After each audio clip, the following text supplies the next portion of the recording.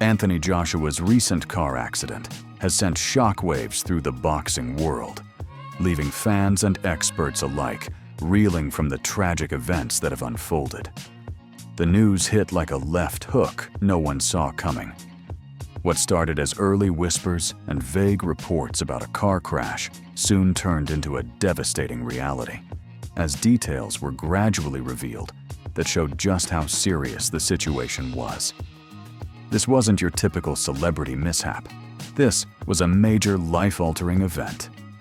The world watched, and as the details emerged, everyone's hearts sank.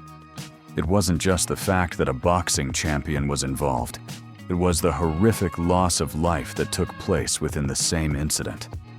It left fans, not just in the boxing community but all over, wondering what happened, how it happened, and more importantly, how Anthony Joshua would cope with the aftermath. The car accident occurred on a road in Nigeria when Joshua, his close friends, and personal trainers were traveling together. All right.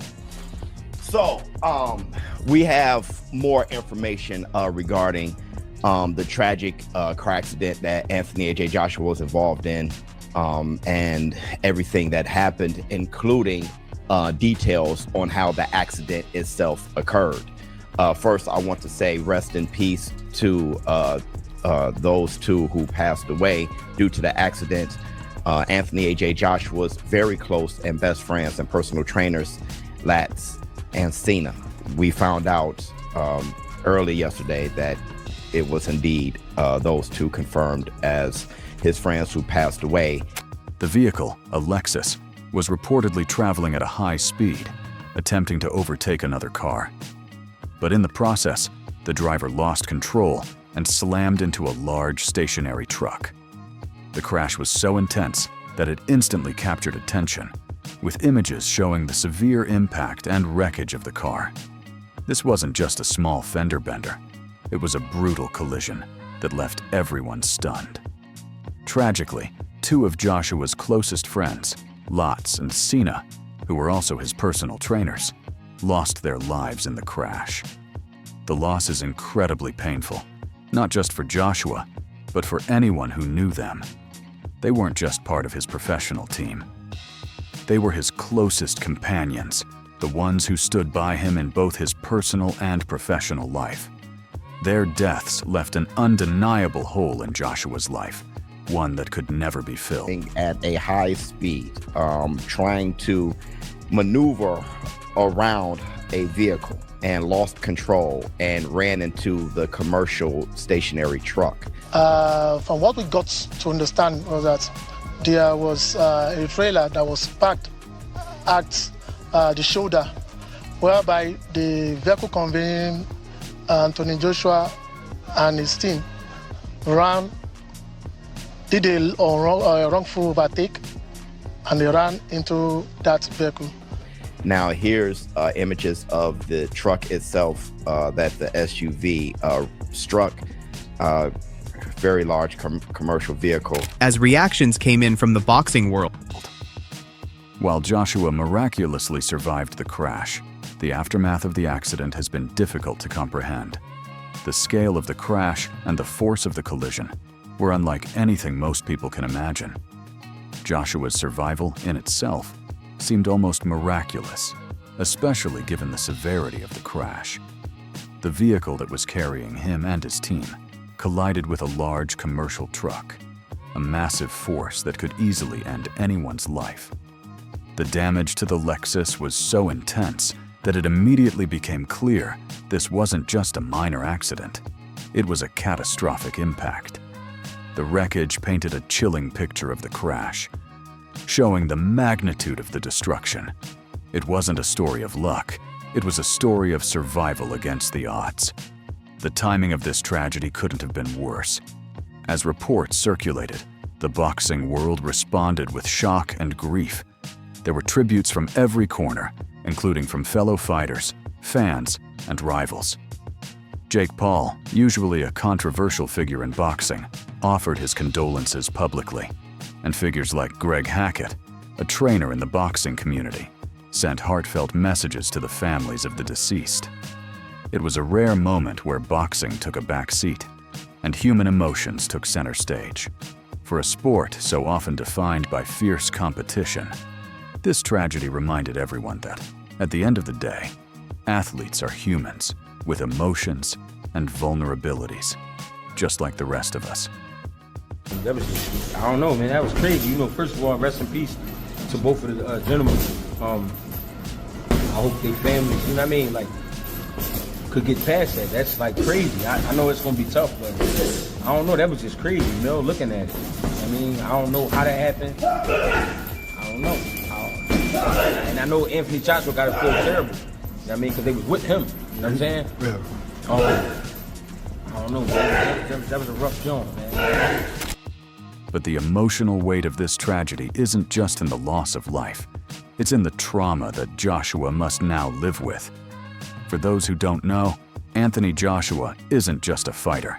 He's a two-time heavyweight champion and an Olympic gold medalist.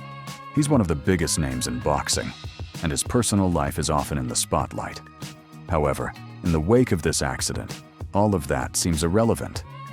What matters now is that Joshua survived while losing two of the closest people in his life. As the news of the crash spread, tributes flooded in. But the emotional toll on Joshua was undeniable. His friends, who were also his trainers, had been with him for years. The loss was devastating, and the mental strain on Joshua must have been enormous. Can you imagine being in his shoes, knowing that your best friends lost their lives in front of you? The thought alone is enough to make anyone pause and think about the preciousness of life. What makes this whole situation even more heart-wrenching is the fact that Joshua wasn't even in Nigeria to celebrate or take a break. Tweeted, Arep Sinagami and Kevin Latif Shah Lats Iodel. My thoughts and prayers are with their families and friends and AJ. This wasn't some wild party or a vacation. He was there on business, something he and his friends did regularly. They were simply going about their day when tragedy struck. It's a chilling reminder of how fragile life can be and how quickly everything can change in the blink of an eye. In the midst of this tragedy, there were also moments of reflection. People around the world, including boxing fans, were forced to rethink their priorities. The things that seemed so important just days ago, like boxing titles, fame, and money, suddenly didn't matter. What mattered was survival and the sheer unpredictability of life. This situation really highlighted that no matter how much success or fame you achieve, life has a way of humbling you in an instant. I wish that I could have knocked him out at the start, but as we saw, he came to my ears and whispered, "Please be easy on me." He thought I'm Mike Tyson and I will follow his script 40 seconds after I broke the clown's jaw. We are boxers, not content creators. I wish that I could have knocked him out at the start, but as we saw... The day after I woke up and told my wife, why did I do that? I don't know. I just don't know what the hell goes on. I remember one thing, I had a very hard moment in that part of my life, but I assure you in that age, I could have put that clown in the first round, but I sold my soul. And you could only take so much. And at a certain, like that one that he got from Joshua, ooh, you know, say if you have like a punch card, you have like so many punches that you can get in your life, which I believe you do. I believe there's a certain number. That one was like 10 bunches. Yeah. That was like, yeah. It was a lot of concussions. Now, let's dive deeper into the aftermath of this crash. News began circulating that Joshua's condition was stable and he had survived. But the real question on everyone's mind was, how was he going to cope with the loss of his two close friends? The trauma of witnessing their deaths, not to mention the physical injuries he must have sustained, would undoubtedly take a toll on him emotionally and psychologically. And while the physical scars may heal with time, the mental anguish of seeing his friends pass away right before his eyes is something that will stick with him forever. Reports have also suggested that Joshua was seated in the back seat of the vehicle when the crash occurred. The impact was so severe that it struck the right side of the car, and this detail is crucial because it helps explain why Joshua survived while his friends did not. The force of the collision was enough to kill two of the men in the car, while Joshua seated further behind, was somehow spared. This only adds to the miracle of Joshua's survival, but it also leaves him with a heavy burden to bear, surviving while those closest to him didn't. The reaction from the Nigerian president, who visited Joshua in the hospital, underscored just how deeply this tragedy resonated. It wasn't just a loss felt by the boxing community, but by the entire nation. Joshua's survival became a symbol of hope and strength, but it also served as a painful reminder of life's fragility. The incident gained international attention, not only because of Joshua's status as a global sports icon, but because it highlighted the real-life human cost of fame.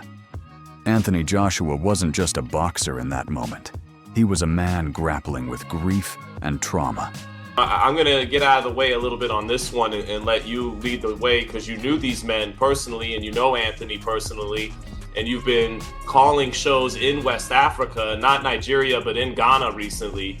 And it's horrible news to be met with before the New Year's for Joshua, who had to be feeling good about his stature being risen in the United States to a new level. And I would say he was going over there to celebrate, but really him and this man Latif, they go there frequently all the time, so they weren't even necessarily really celebrating. This is just kind of what they do. As the weeks went on, the world began to process the magnitude of the crash. Joshua, a man who had built his career on fighting, was now left fighting a much different battle, one of grief, survival, and healing. Boxing may be his profession, but this was something far beyond the ring.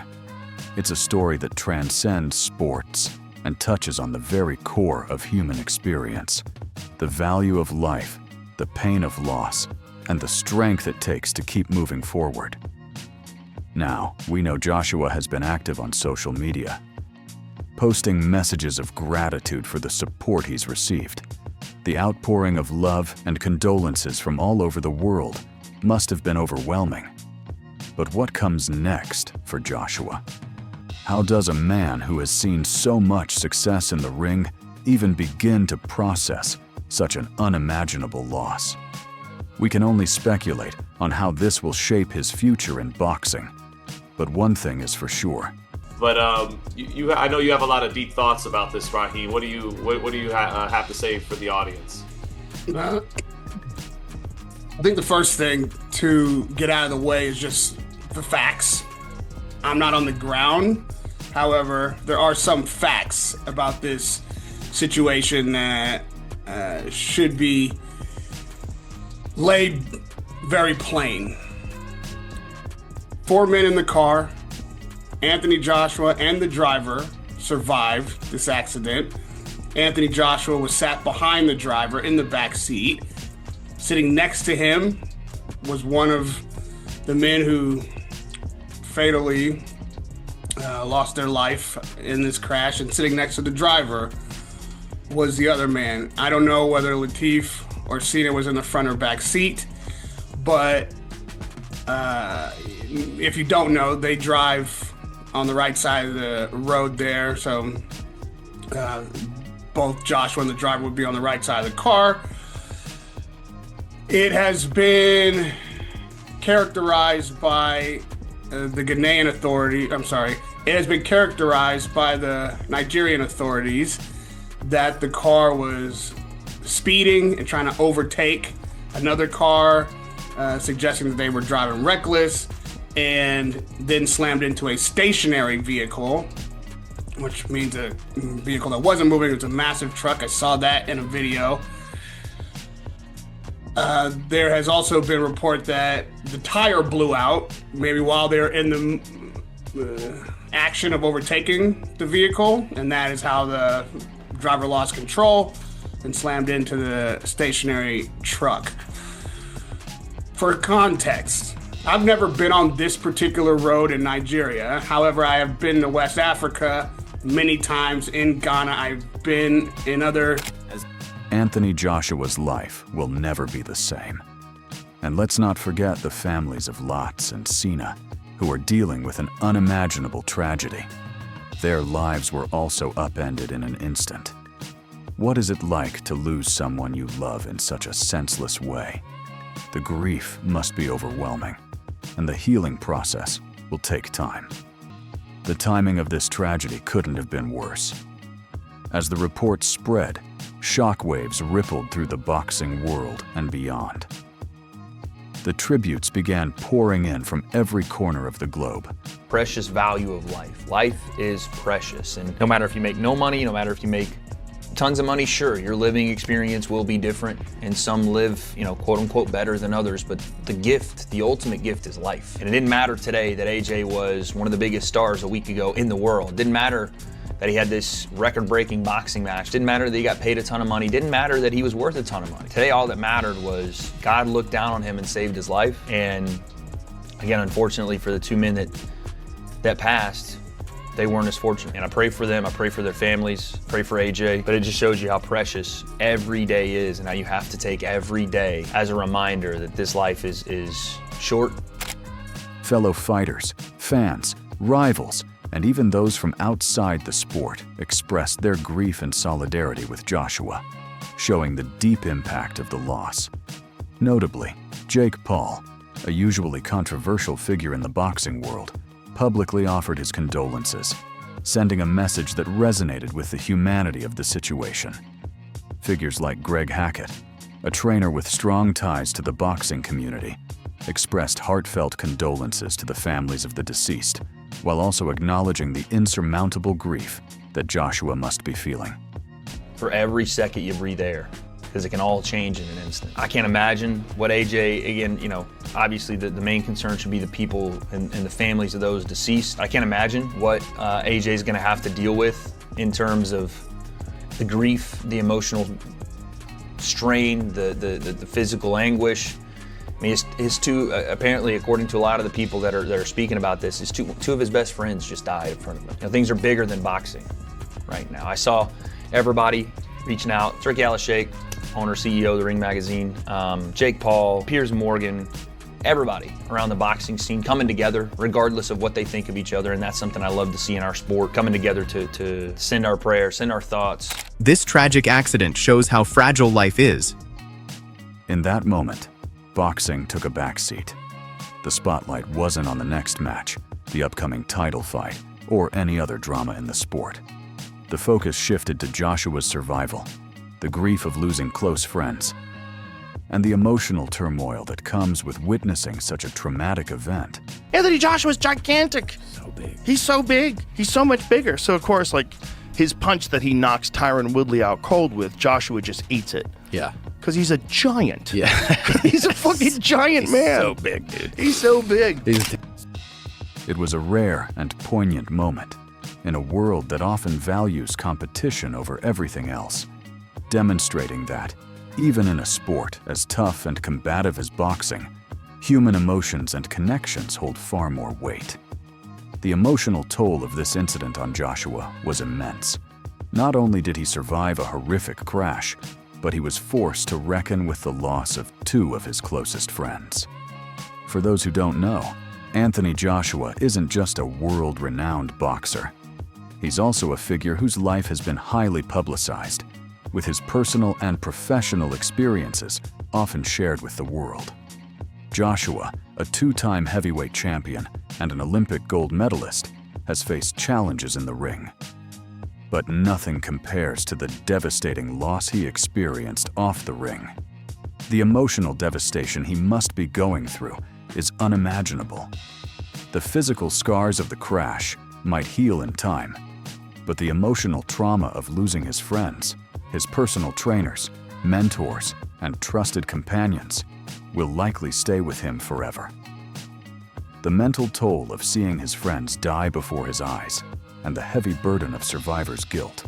To me, like sparring. Yeah. When I watched it, which, look, I paid for it. They got me. I thought it was going to be a real fight, but I'm not mad. Had $1 million on. That's the problem. Yeah. That's why, look, maybe it was a real fight. Maybe that's just the level that they both fight at. But it seemed a little sus. Speak is something that no one can truly prepare for, especially not someone with the global spotlight on them. As days passed, Joshua's survival became an almost miraculous story. His life, which had been defined by success and glory, now took on a different trajectory.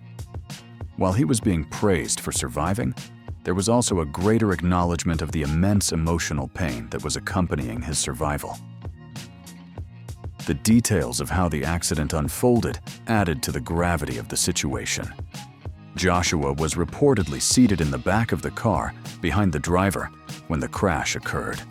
This detail was key, as it helped explain why Joshua was able to survive, while his two close friends tragically did not.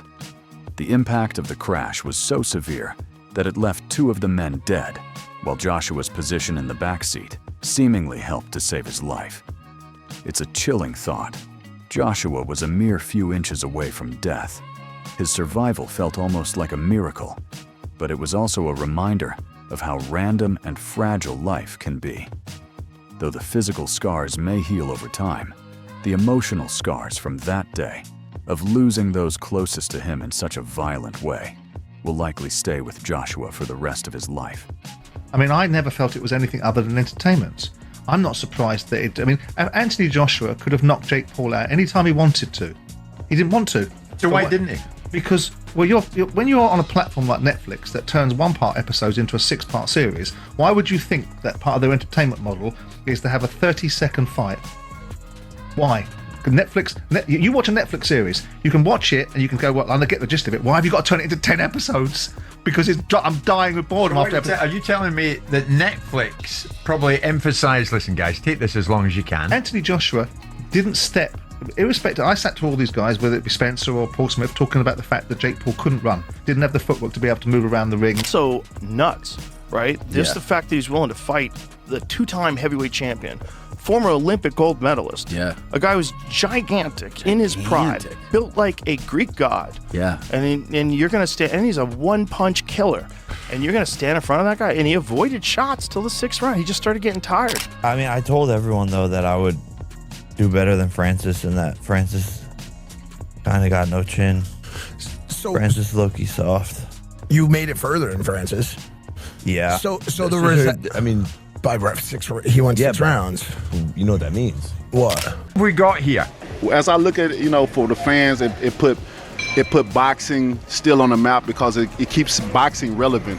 Having exhibition fights like this, different celebrities and different things like that. I look at it as a fun thing for fans and stuff like that. I don't really take it seriously, because we in the business of boxing. That right there is just exhibition stuff. But I'm hearing they say it's a real fight. But yeah, it's a real fight because both guys are getting in there and fighting. I'm still the one that be thinking around. I mean, Simon, when you look at it, Jake Paul posted on Twitter after the fight, jaw broken, heart and balls intact. That's a good thing.